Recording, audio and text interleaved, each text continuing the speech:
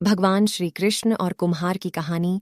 यह कहानी भगवान कृष्ण के बाल्यकाल की है। बचपन में कृष्ण बड़े ही शरारती थे। आए दिन कृष्ण भगवान के नए नए उलाहने रोज यशोदा मैया के पास आते रहते थे। इन्हीं उलाहनों से तंग आकार एक दिन यशोदा मैया छड़ी लेकर कृष्ण भगवान के पीछे दौड़ी थी और मैया से भगाते भगाते गोविंदा एक कुम्हार के घर घुस गए। उस वक्त कुम्हार अपने काम में व्यस्त था, पर जब कुम्हार की दृष्टि भगवान पर पड़ी तब वह बड़ा ही प्रसन्न हो उठा।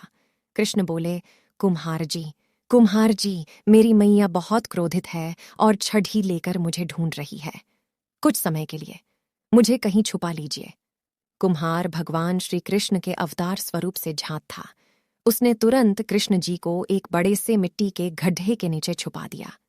कुछ समय पश्चात जब यशोदा मैया ने वहां आकर पूछा, क्यों रे कुम्हार, क्या तूने मेरे कान्हा को देखा है? तो कुम्हार ने जवाब दिया, नहीं मैया, मैंने नहीं देखा।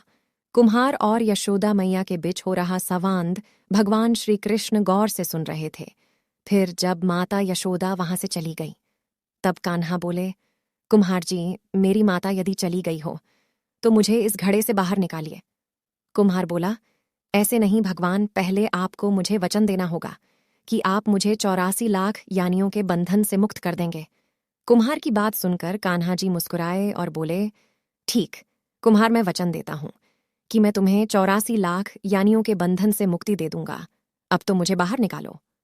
कुम्हार बोला, मुझे अकेले को नहीं, महाप्रभु मरे पूरे परिवार को भी 84 लाख यानियों के बंधन से मुक्त करने का वचन दीजिए, तो ही मैं आपको घड़े से बाहर निकालूंगा।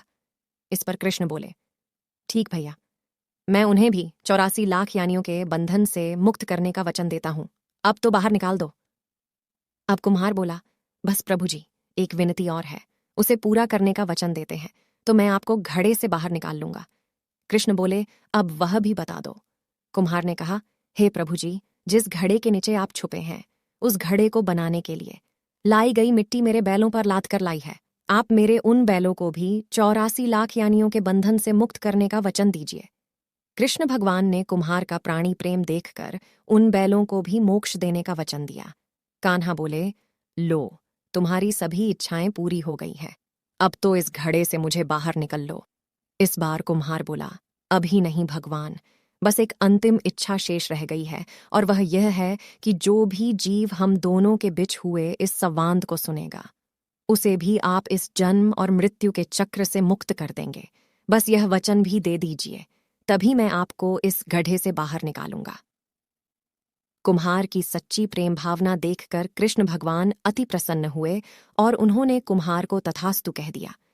फिर जाकर कुम्हार ने बाल कृष्ण को घड़े से बाहर निकाला, उनको साष्टांग प्रणाम करके, उनके चरण धोए और वह चरण अमृत प्राशन करके अपने पूरे घर में उसका छिड़काव किया। अंत में कुम्हार प्रभु कृष्ण के गले लगकर इतना रोया कि उनमें ही विलीन हो गया। अगर आपको यह कहानी पसंद आई तो आप इस कहानी पर कमेंट, लाइक और हमारे चैनल को सब्सक्राइब करें।